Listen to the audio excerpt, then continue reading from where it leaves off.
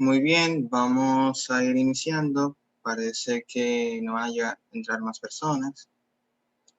Eh, Antes que nada, quisiera saber si todos tienen su país, ninguno tiene problema con su país.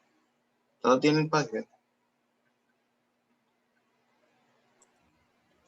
Sí. Sí. Perfecto. De mi parte todo está en orden.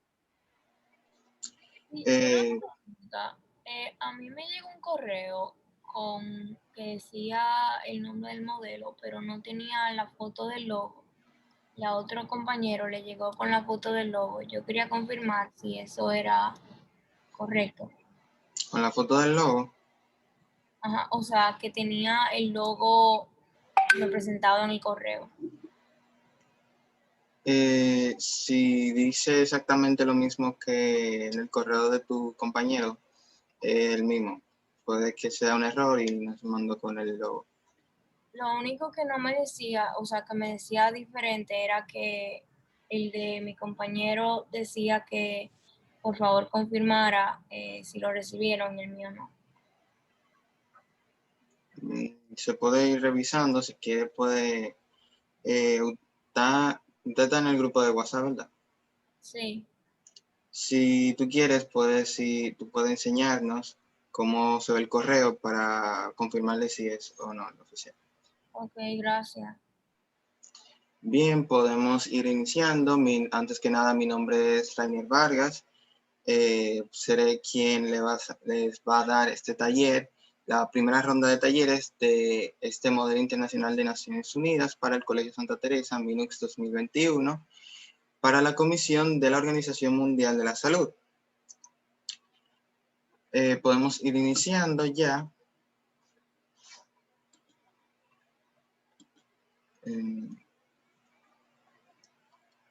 Antes que nada, quisiera darle la palabra a nuestra secretaria general que se encuentra aquí.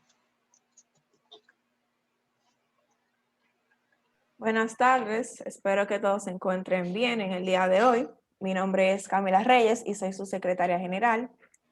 Espero que en el taller puedan adquirir muchos conocimientos, como también que se puedan resolver todas sus dudas. Rainier y yo vamos a estar aquí pendientes. El Claro es su vicepresidente y va a estar explicándoles todo acerca del comité, los tópicos.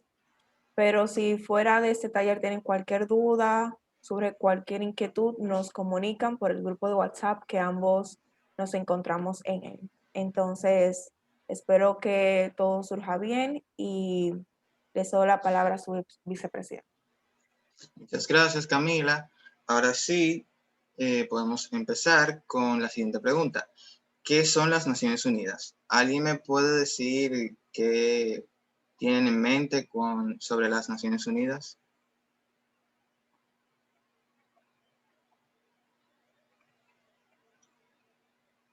Agustín. Sí, por lo que yo tengo entendido, Naciones Unidas es un organismo internacional que su principal objetivo es mantener la paz mundial y tener acuerdos internacionales de forma común, beneficiando a los países miembros. Eso es lo que yo tengo entendido. Muy bien, Hernelis. Hola, bien, de forma resumida, yo entiendo que las Naciones Unidas son un organismo internacional, como decía Agustín, que se encarga de velar por la paz internacional, de prestar ayuda humanitaria y de asegurarse de que los acuerdos se cumplan entre las naciones. Muy bien, ¿alguien más? Sí. Bueno, ustedes han dado un resumen exacto de lo que pueden decirse. La Organización de las Naciones Unidas, o simplemente Naciones Unidas, es la organización internacional existente que se creó para mantener la paz y la seguridad entre las naciones, fomentar relaciones de unión entre las mismas y lograr la cooperación internacional. Esta también se rige por una carta conocida como la Carta de las Naciones Unidas. Creo que todos conocen acerca de ella. ¿Hay alguien nuevo aquí que es su primera vez en debate o modelo? todo sin experiencia, eso es bueno. Como ya conocen, la carta entró en vigor el 24 de octubre de 1945 y fue firmada el 25 de junio del mismo año en la ciudad estadounidense de San Francisco por los 51 primeros países que estuvieron en las Naciones Unidas a finales de la Segunda Guerra Mundial. Aquí tienen presente algunos de los 5 datos acerca de la ONU. ¿Alguien quiere ayudarme leyendo una de estas? Hernelis. Solo una, ¿verdad? Una. Ok. Las Naciones Unidas nacieron oficialmente el 24 de octubre de 1945, después de que la mayoría de los 51 Estados miembros signatarios del documento fundacional de la organización, la Carta de la ONU, la ratifican.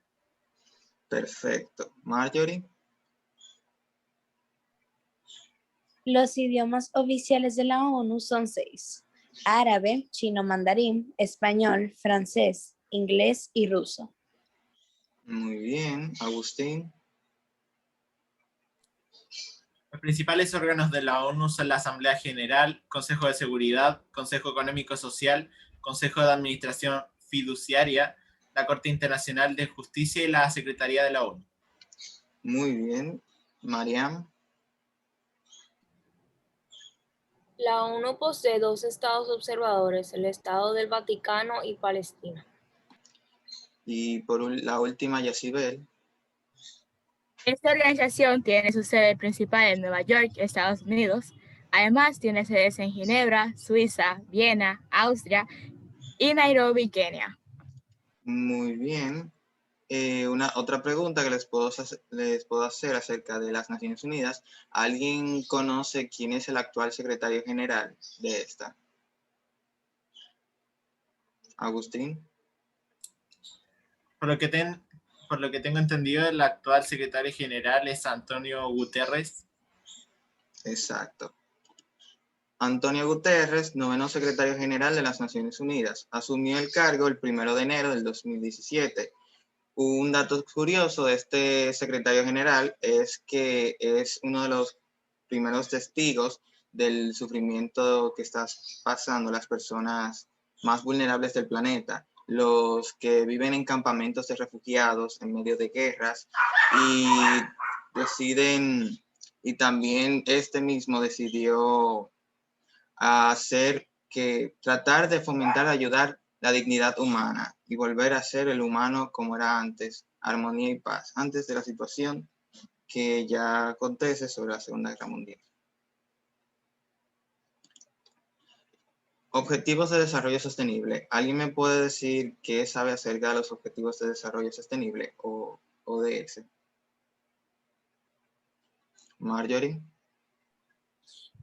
Muchas gracias por darme la palabra. Los Objetivos de Desarrollo Sostenible son objetivos, como tal dice su título, que se han establecido para poder guiar a la humanidad hacia conseguirlos, para tener una mejor sociedad y para que el humano esté más en armonía, por así decirlo. Muy bien. ¿Alguien más? ¿Nadie más sabe algo acerca de los ODS?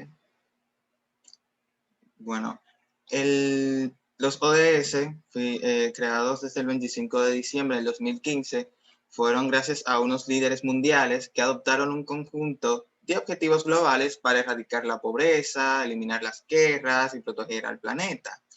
Cada objetivo tiene metas específicas de acuerdo a problemáticas en el mundo que tienen como alcance por los próximos 15 años desde su creación, ya sea más específico, hasta el 2030. Muy bien, un dato curioso que les quiero comentar es que antes de los Objetivos de Desarrollo Sostenible estaban los ODM, Objetivos de Desarrollo del Milenio, realizados hasta el 2015. Como pueden ver, aquí tienen los 17 objetivos. ¿Alguien quisiera ayudarme a leerlas o contarme alguna de estas?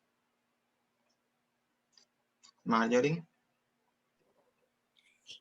Tenemos en primera instancia fin de la pobreza, segundo, hambre cero, tercero, salud y bienestar, en cuarto tenemos educación de calidad, 5, igualdad de género, 6, agua limpia y saneamiento. ¿Sigo? Déjalo hasta ahí. Ernelis. Entonces continuamos con el número 7, energía asequible y no contaminante. El 8, trabajo decente y crecimiento económico. 9, industria, innovación e infraestructura. 10, reducción de las desigualdades. 11, ciudades y comunidades sostenibles. Y 12, producción y consumo responsable. Continúa. Párate ahí. ¿Alguien más?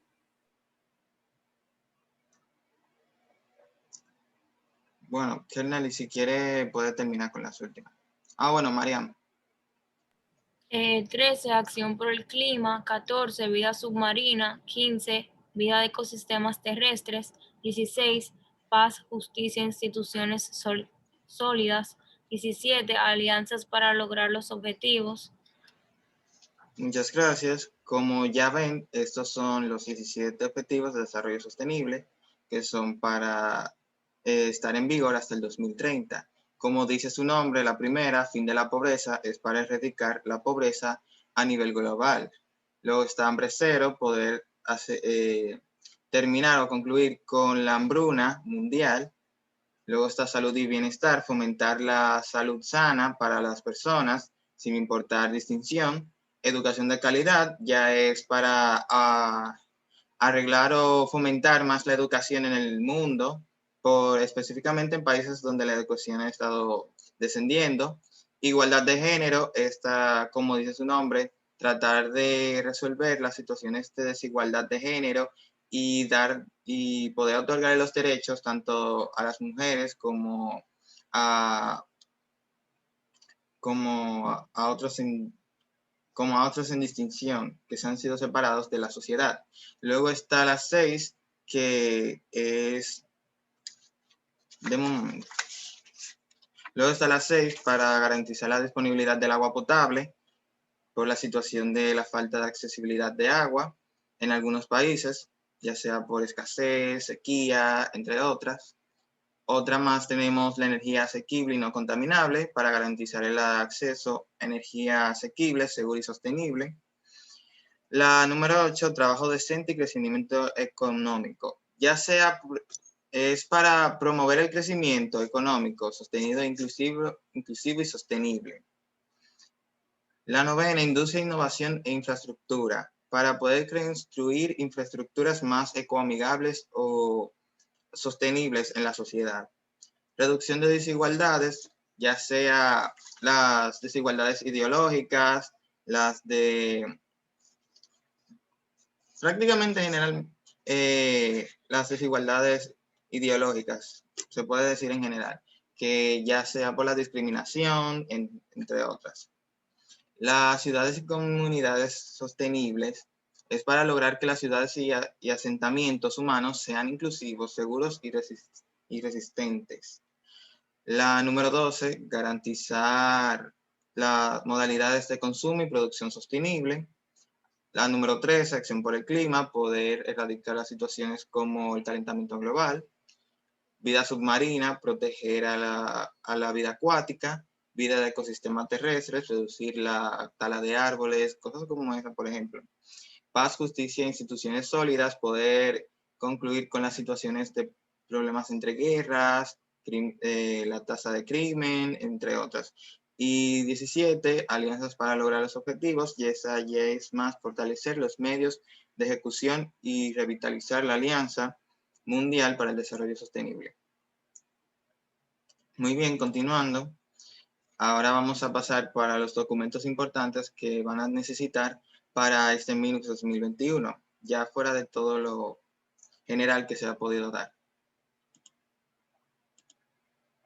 Muy bien, el discurso. ¿Alguien me puede decir qué sabe acerca del discurso? Marjorie.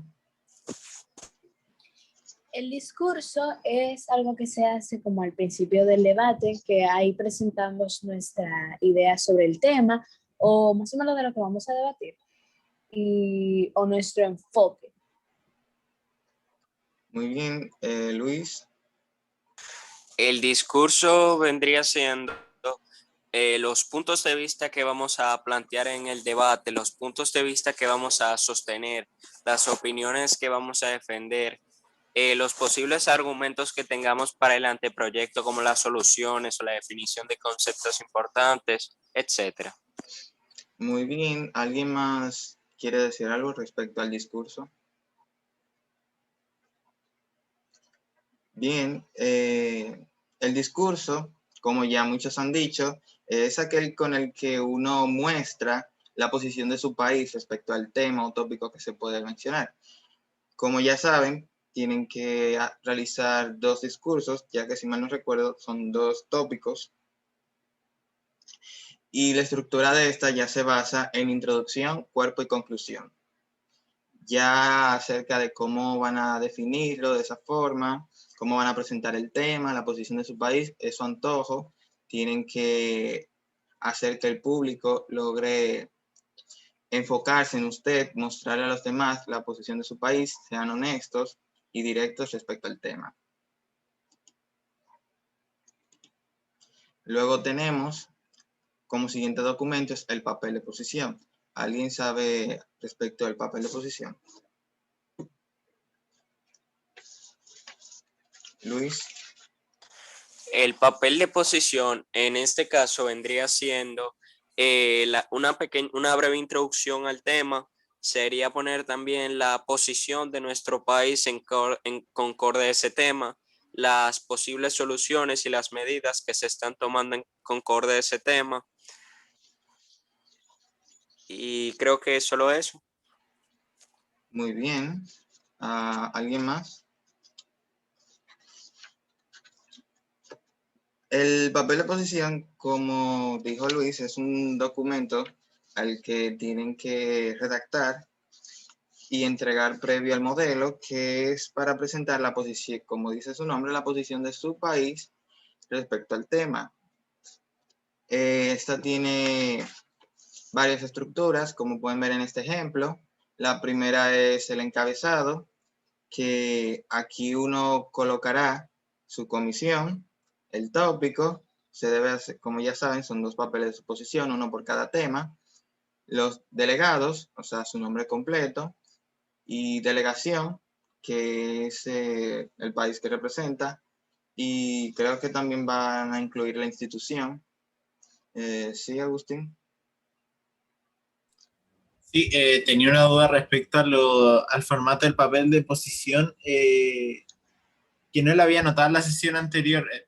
¿Cómo era el formato? Se lo voy a explicar ya cuando concluya con los párrafos. Ya, Sí, gracias. se lo voy a decir. Muy bien. Luego del encabezado tenemos el primer párrafo, que es, como pueden ver, el párrafo grande que ustedes tienen ahí. Ese primer párrafo es el que mostrará la problemática o la problemática de forma general o lo que está ocurriendo. Puede ser breve, pueden decir algo preciso y pueden colocar todo lo que puedan conseguir. Ya a eso me refiero a documentos, por ejemplo, noticias, todo lo que tenga que ver con el tema. Obviamente tiene que ser verificado y que sea real.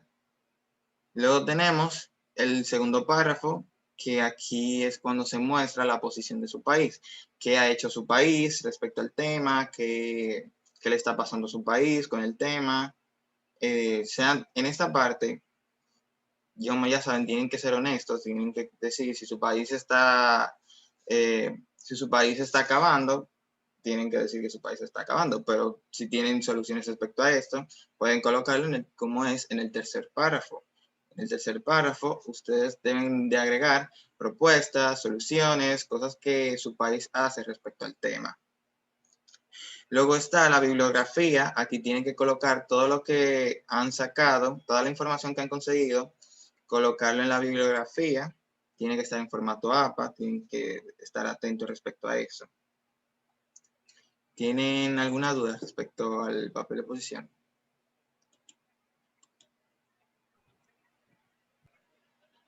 Ok, ¿puedes repetir por favor lo que se ha agregado en el primer párrafo?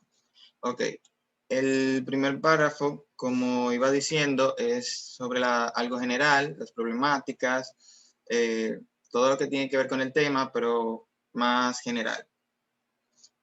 Marjorie. Disculpa, a mí se me cortó un poco cuando tú explicaste el segundo. Si podrías repetirlo, por favor. En el segundo párrafo se habla de la situación del tópico, se habla del tema, pero ya más en base en la posición de su país, lo que le ha sucedido a su país respecto al tema o lo que está haciendo su país respecto al tema. Agustín.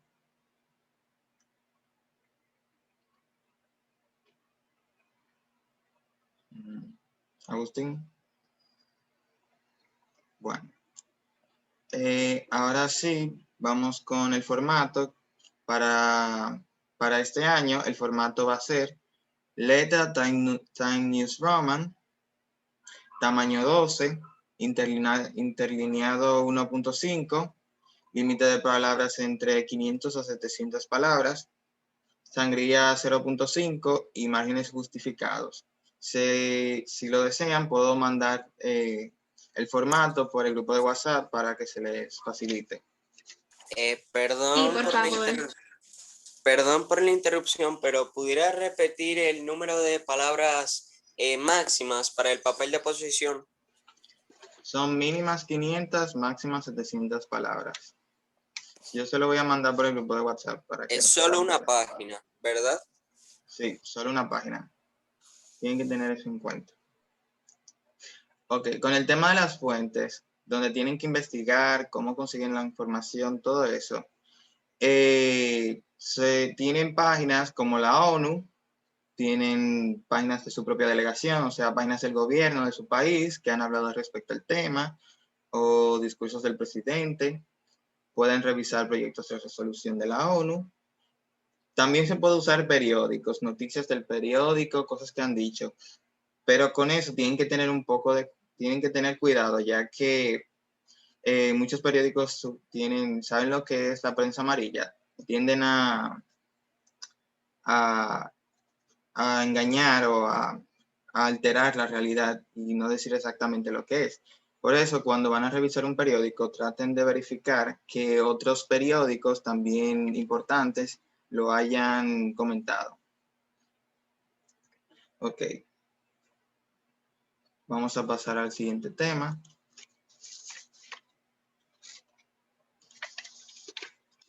El proyecto de resolución. ¿Alguien sabe lo que es un proyecto de resolución?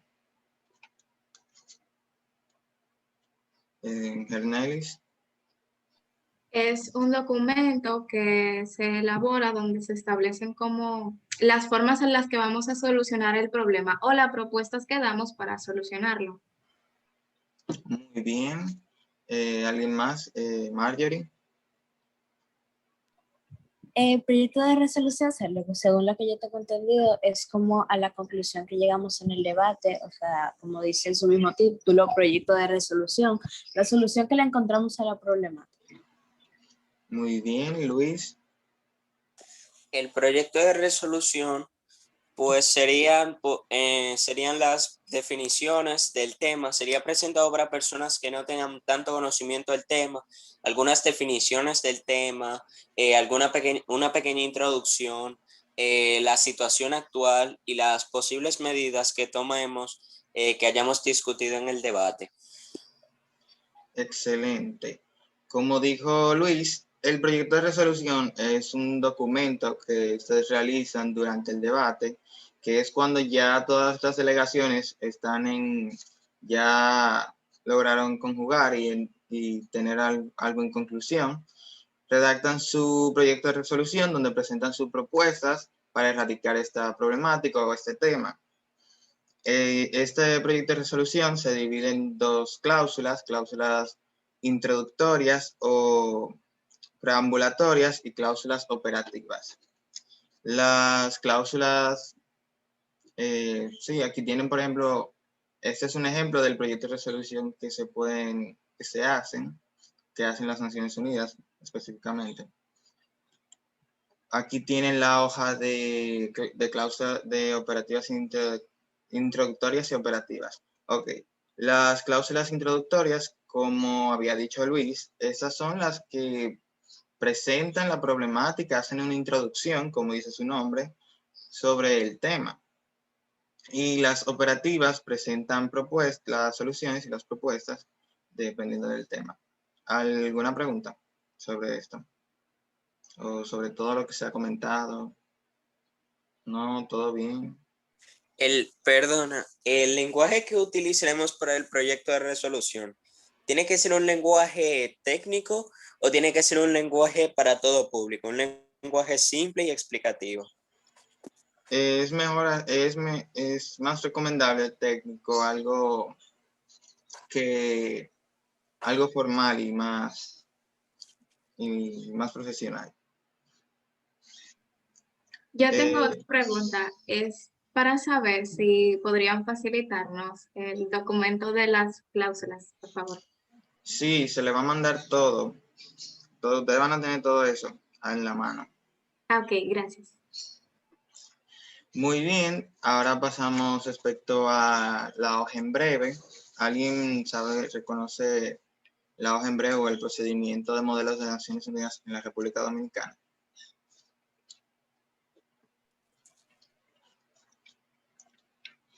Marjorie. La hoja en breve es como un documento que se nos da para tener todas las mociones que se pueden dar durante el debate. Entre estas tenemos moción para un caucus moderado, etc. ¿Y Luis? La hoja en breve vendría siendo el documento y las medidas que tenemos que tener en cuenta a la hora de realizar el modelo para mantener un proceso organizado y diplomático. Exacto. La hoja en breve, como dijo Luis, es la hoja o el documento con el que se usa para mantener el modelo organizado. El procedimiento que se da es a base de la hoja en breve. Aquí tienen las varias mociones que se pueden dar y los puntos. El primero que podemos ver es la moción para establecer el orden de la agenda. ¿Alguien sabe lo que es la moción para establecer el orden de la agenda? Agustín. Luis. La moción para establecer el orden de la agenda, según lo que yo he entendido y he trabajado en mi anterior comisión, es la parte del modelo que utilizamos para establecer los tópicos que vamos a debatir, a argumentar y que vamos a tener en cuenta para el posible proyecto de resolución. Muy bien, Hernelis. Esa moción se utiliza para establecer el orden en el que vamos a querer tratar los tópicos, como por ejemplo en esta comisión que tenemos dos, entonces usaríamos esa moción para proponer cuál queremos saber primero. Exacto. La moción para establecer el orden de la agenda es, como dice, es mantener el orden de presentar qué tema se va a tratar primero y cuál se va a tratar de segundo. Como dice esta, es de voto inmediato y el porcentaje de votación tiene que ser mayoría simple para que pase. Luego tenemos la moción para establecer el tiempo de los oradores. ¿Alguien me puede decir de qué conoce? Hernelis. Eso es para establecer el tiempo que van a durar los discursos. Exacto. Como dice Hernelis, la moción para establecer el tiempo de los oradores es la moción con el que uno propone el tiempo que se va a dar los discursos. Como dice, puede ser se dan primero, antes de pasar por votación, dos delegaciones que hablen a favor respecto a este tiempo que se propone y dos en contra. Luego de que se discute respecto a esto, se hace una votación y dependiendo de la mayoría simple puede pasar o no pasar. Luego tenemos la moción para iniciar o cerrar la lista de oradores. Mariam. Por lo que tengo entendido, esta moción se utiliza se pone en práctica para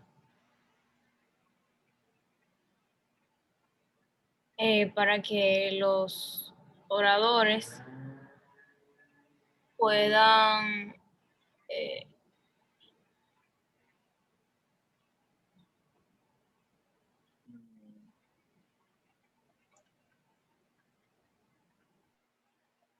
Bueno, puede que lo que se va a decir, si puedo entender, es que la moción para iniciar o cerrar la lista de oradores es la moción que se da para poder iniciar, como dice, valga la redundancia, poder entrar a los países a iniciar su orden en los discursos. O sea, en palabras simples puede ser quién va a discursar primero, quién sigue y así sucesivamente. Esto se hace voto inmediato y tiene que pasar por mayoría simple y a base de luego van subiendo los placas o más bien en este caso, se van levantando la mano o escribiendo su nombre en el chat para colocarlos en la lista de los oradores. Luego sigue la moción para iniciar una sesión extraordinaria de preguntas. ¿Alguien me puede comentar respecto a esta moción? Mariam. con el tiempo que le sobra del discurso a la persona, puede decidir de someterse a a que le hagan preguntas los oradores de su discurso, o puede ceder el tiempo a la mesa.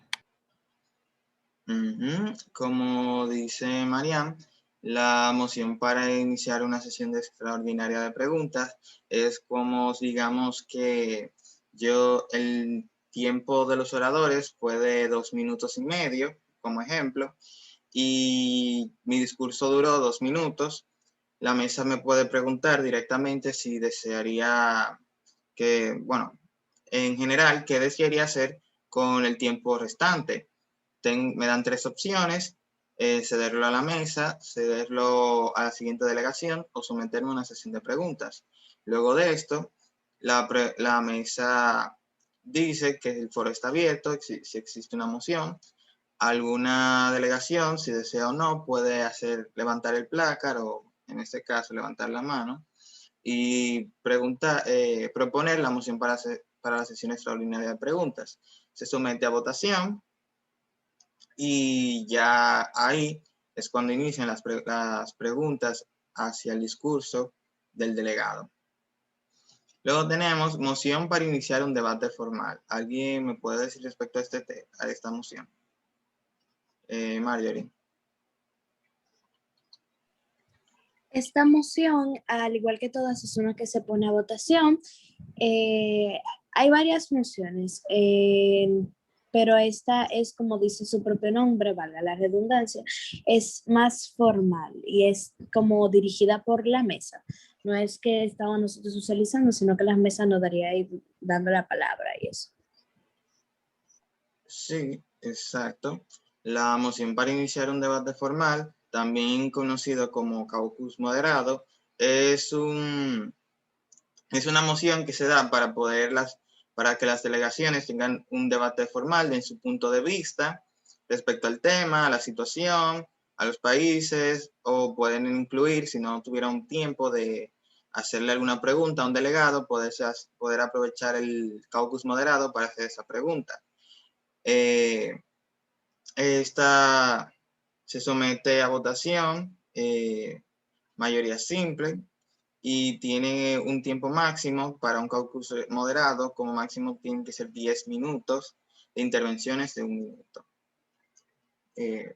Mayormente muchos modelos, muchas comisiones deciden tomar el tiempo máximo para todo y así todos los delegados tengan tiempo de tomar su turno. Luego tenemos la moción para suspender la reunión en debates informal. ¿Alguien me puede comentar respecto a esta moción? Yacibel. En esta moción nosotros vamos prácticamente a pasar a realizar nuestros papeles de resolución. Es en donde dura 45 minutos y el foro se abre y se abren de 2 a un solo grupo, dependerá del comité, para reunir todas las problemáticas y las soluciones a estas ya expresadas en el debate. Sí, exactamente, se puede decir así. Luis. En este proceso, pues principalmente pudiéramos ir distribuyéndonos el trabajo del proyecto de resolución, ir buscando la información e ir, después de acabar los debates, pues ya tenemos toda la información y simplemente tenemos que ir redactando el proyecto. Exactamente, como dice la misma, este es un debate informal. Aquí es cuando las delegaciones se levantan de sus sillas, discuten del tema, negocian. Aquí se usa mucho la negociación para poder iniciar la redacción del proyecto de resolución que tienen que entregar a la mesa. Luego tenemos la moción para aplazar la reunión. ¿Alguien conoce de esta? Mariam. La moción para aplazar la reunión se utiliza para para ya como que cerrar el debate por el día y seguir en otro momento hablando sobre el mismo tema. Y como es la moción, debe ser secundada y 2 personas deben estar a favor, deben hablar 2 personas a favor y 2 en contra. Más o menos. Tienes la idea, pero realmente como combinaste aplazar el debate. ¿Alguien más sabe respecto a aplazar la reunión? Bien, la moción para aplazar la reunión es, como iba diciendo Mariam, es la moción que se da para poder suspender la reunión respecto a motivos de comida o que se concluye el día. Esta es votada por mayoría simple, no es necesario 2 a favor y 2 en contra. Luego tenemos la moción para aplazar el debate, que esa era la con la que estabas confundiendo. ¿Alguien me puede explicar más a detalle respecto a aplazar el debate?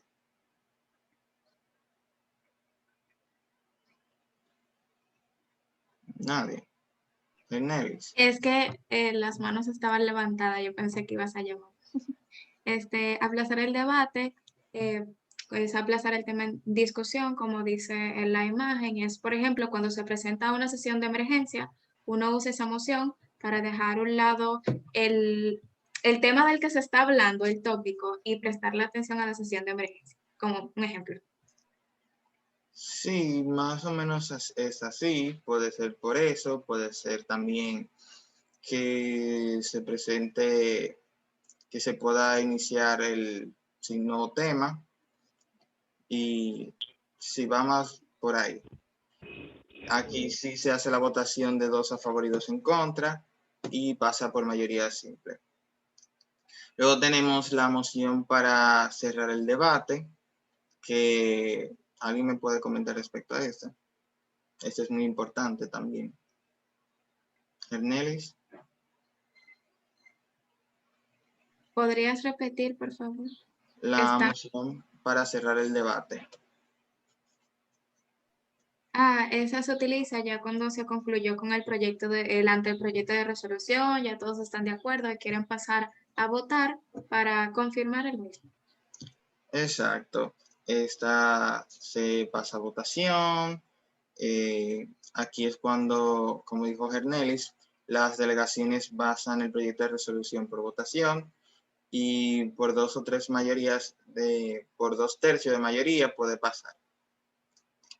En este ejemplo de hoja en breve, no parece que está una moción, que no sé si fue que la sacaron, pero existe una que realmente es muy tediosa usarla, que es la de moción para dividir en cuestión, que alguien ha conocido esa moción.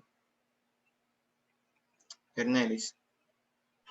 Bueno, no me ha tocado vivir la experiencia, pero sí me han dicho que eso usualmente se utiliza cuando, por ejemplo, una delegación no está de acuerdo con lo que se pautó en el proyecto de resolución y desea dividir la cuestión para tocar el punto donde no está de acuerdo.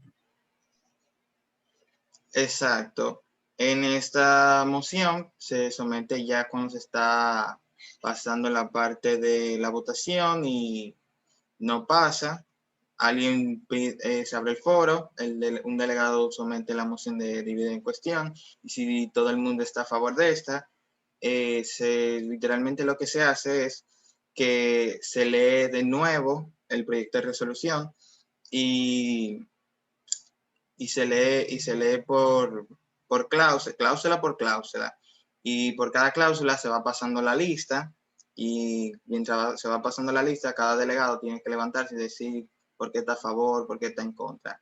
Esta moción es muy tediosa realmente porque se puede llegar a durar horas y horas dependiendo de qué tan grande es la comisión. A mí me ha tocado vivir experiencia en una comisión sumamente grande, Asamblea General Primera. Y no se lo recomiendo. Si tienen una situación respecto al proyecto de resolución, lo pueden comentar en un debate informal, pero ya eso va a base de ustedes. Pero solo le doy ese dato. Luego pasamos por los puntos. Primero tenemos el punto de orden. ¿Alguien me podría leer respecto al punto de orden?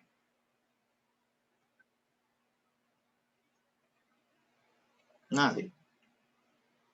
Bueno, el punto de orden, como dice aquí, debe de estar relacionado exclusivamente con un error en el procedimiento y no podrá interrumpir a ningún delegado. Esto quiere decir, digamos, como ejemplo, que alguien propone un debate informal y dice y propone un tiempo establecido de 10 minutos con intervenciones de 1 minuto.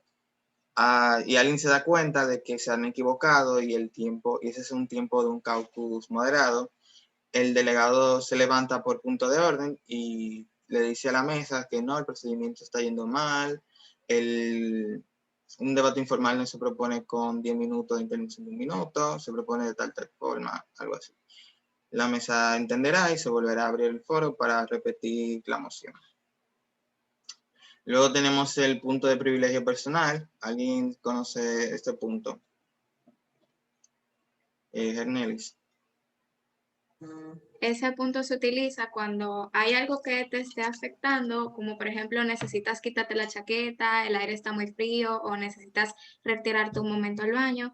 Tú se lo haces saber a la mesa directiva, me imagino que ahora será como a través del chat privado de Zoom, se los haces saber y pues te retiras cuando ellos te den el permiso.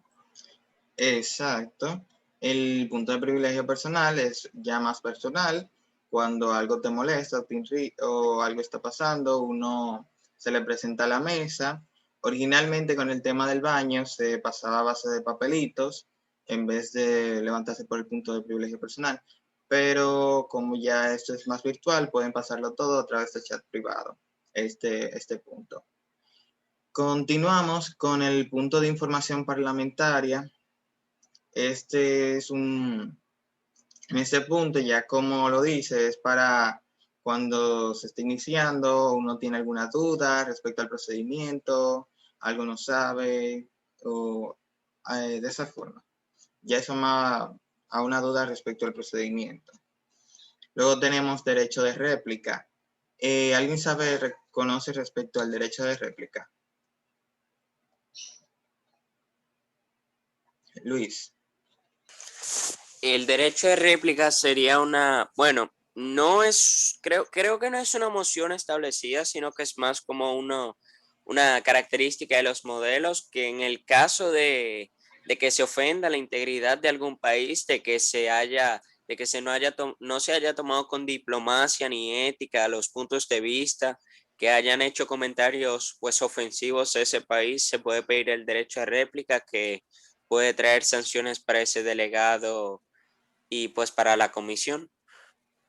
Exacto. Es algo más o menos así. El derecho de réplica es cuando alguien durante el procedimiento ofende a un país o una delegación de manera informal, no dan derecho a su política, puede decirse, y esto uno pasa un papelito reclamando derecho de réplica a la mesa entiende, se separa, se lleva a las dos delegaciones, lo mete a discusión, a explicar la situación y ya se somete a una sanción o algo respecto a eso. Yo recuerdo que pasó una vez en mi comisión respecto al derecho de réplica. Recuerdo que en la misma comisión de Asamblea General hubo una delegación, creo que fue Estados Unidos, que había ofendido a Rusia y fue tanto el lío que se sometió a derecho de réplica y en medio de un cálculo regular se tomaron a la dos potencias y al final nunca... Esto puede dar una sanción grave que una delegación muy buena como Estados Unidos perdió su derecho de premio por esa situación. ¿Tienen alguna duda con el procedimiento, la baja en breve? O en general ya. ¿Todo se entendió? Sí. Muy bien. Ya, eso es todo por hoy. Si aquí se ha concluido el taller de hoy, antes de retirarnos,